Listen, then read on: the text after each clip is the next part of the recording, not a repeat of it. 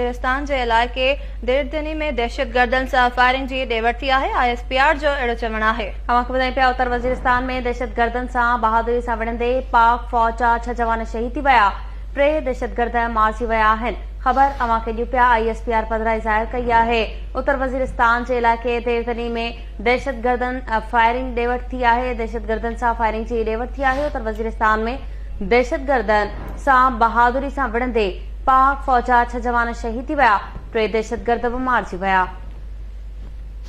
अवांखे ॿुधायूं पिया उत्तर वज़ीरिस्तान जे इलाइक़े देरदनी में दहशतगर्दनि सां फायरिंग जी ॾे वरिती आहे। ISPR जो अहिड़ो चवणु आहे। उत्तर वज़ीरिस्तान में दहशतगर्दनि सां बहादुरी सां विढ़ंदे पाक फ़ौज जा 6 जवान शहीद थिया।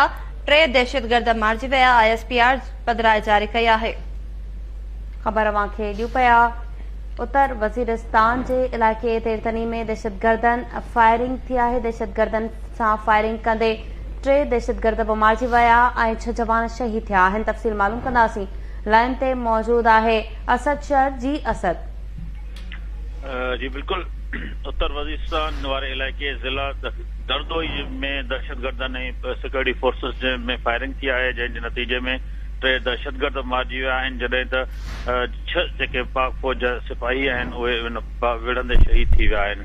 इन हवाले सां ISPR जेका पधिराई कई आहे उन जो चवणु आहे त जेके 6 सिपाही शहीद थी विया आहिनि उनमें हवालदार सलीम ख़ान आहे, जंहिंजी उमिरि 36 साल आहे, जेको टांक जो रहवासी आहे, ऐं नाइक आहे जावेद इक़बाल, जंहिंजी उमिरि 37 साल आहे, उहो कोहाट जो रहवासी आहे। सिपाही नज़ीर ख़ान आहे, जंहिंजी उमिरि 26 साल आहे, उहो पन्नू जो रहवासी आहे।